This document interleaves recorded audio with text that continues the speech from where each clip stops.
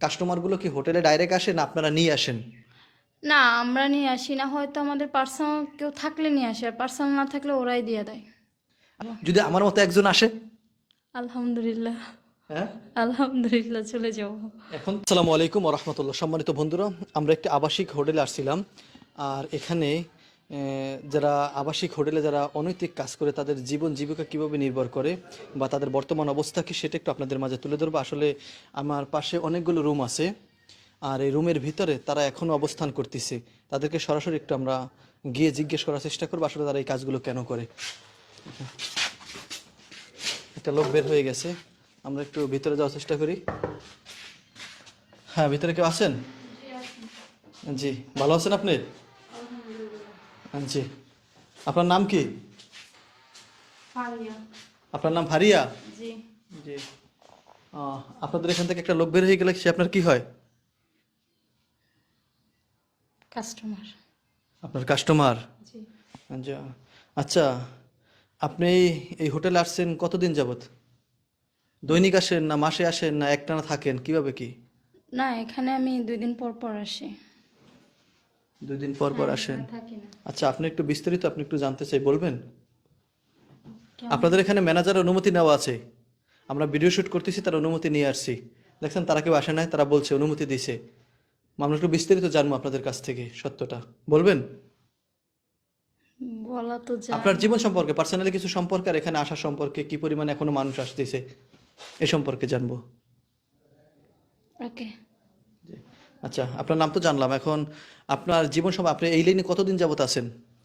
আমি এই লাইনে প্রায় 1.5 বছর হয়ে যাচ্ছে, বর্তমানে আছি। 1.5 বছর? জি। আচ্ছা, এই 1.5 বছরে আপনি আসার আগে কোন লাইনে ছিলেন, কেমন ছিলেন সেটা একটু বলবেন?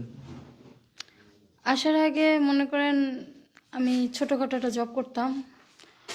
তো যখন আমি জবে ঢুকি, আমার মা অসুস্থ, বলতে গেলে আব্বু নাই, সে আম্মুর কাছে থাকে না। তো আমার পুরো ফ্যামিলির খরচ আমারই চালান লাগতো। তো আমি একা মেয়ে মানুষ, আমার পক্ষে সম্ভব না থাইকা জব করা, তারপরে ঘর ভাড়াটা দিয়ে মানে অনেক খরচা হয়ে যায়।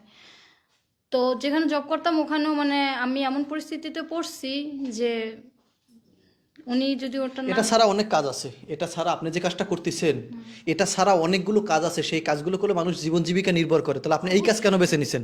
না না না, অবশ্যই আছে। আমার যদি এই কাজ বেছে এই কারণে নিছি যে আমার জব করতে যে যদি আমার দেহই যদি দিতে হয়, তাহলে ওরকম টাকার আমার প্রয়োজন নেই, তাহলে দেহ দিয়ে আমি টাকাটা কামাই করি। আপনি কি মনে করতেছেন অন্য কোনো কাজে দেহ দিতে হয়? অবশ্যই আমি এর জন্য পরিস্থিতির শিকার হয়েছি অনেক জায়গায়। অনেক জায়গায় পরিস্থিতির শিকার হয়েছেন। আচ্ছা, এই কাজটা থেকে ফিরে আসা যায় না? আমার মনে হয় না যে আমি এই কাজ থেকে আর ফিরতে পারবো, কারণ যদি কেউ আপনাকে সুযোগ দেয় এই কাজ থেকে ফিরে আসার জন্য, বা কেউ অফার দেয়, বা কেউ আপনাকে ভালো ছেলে আপনাকে বিবাহ করে সুখী রাখতে চায়, তাহলে আপনি কি করবেন? আমাদের মতন এই সমস্ত লাইনের মেয়েদেরকে কখনো সেরকম অফার দিবে না, কিছু ক্ষণিকের জন্য আর সময়ের জন্য, যেটা বাস্তব। কেউ কি আপনার জীবনে কখনো কি এরকমের কোনো অফার দিছিল, বা কেউ কি আপনাকে কোনো সরল পথ দেখাইছিল যে এই পথটা ভালো, এই পথে গেলে তোমার জীবন ভালো হবে, বা এই পথটা খারাপ, এটা ছেড়ে আসো, বা আমি তোমাকে বিবাহ করবো, এরকম কথা কেউ বলছিল? বলছে তো অনেকে, কিন্তু আমি অ্যাকসেপ্ট করি না, কারণ আমি বিশ্বাস করি না। কারণ মানুষটা আমার কাছে আসছে, সে দেখছে আমি এগুলি করি, সে দেখে শুনে কখনো আমাকে গ্রহণ করতো না। আমিও তো আসছি, অবশ্যই। আমি দেখছি আপনি এই কাজ করেন। জি। এখন সাপোজ আমি উদাহরণস্বরূপ আপনাকে বলছি, আমি আপনাকে প্রস্তাব দিলাম যে মনে করেন যে না, আপনার একটা সুন্দর জীবন আমি উপহার দেবো, বা আপনাকে আমি বিয়ে করব, ঠিক আছে, আপনাকে ভালো রাখবো, তখন আপনি কি করবেন?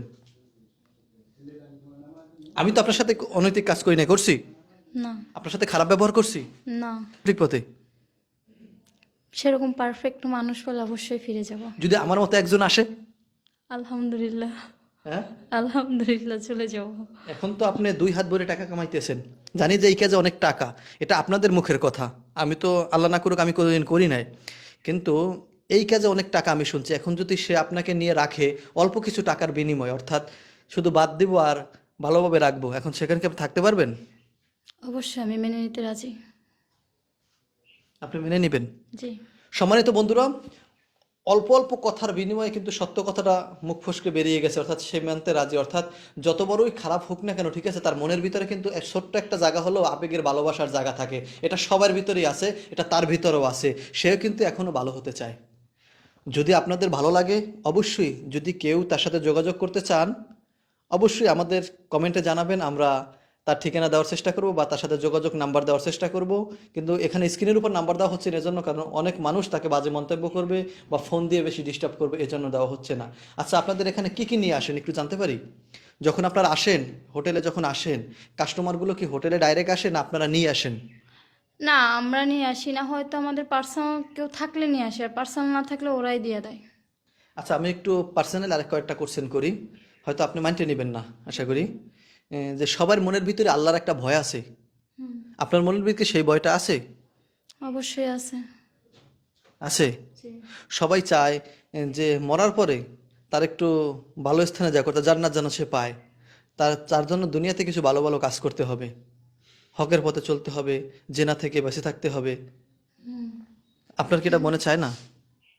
অবশ্যই চাই, কিন্তু করার কিছু নেই, বাধ্য আমি। কারণ মানে এক কথায় উত্তর দিয়েছেন, কিছু করার নাই, পিটুয়াদা ঠিক আছে, আপনি বাধ্য।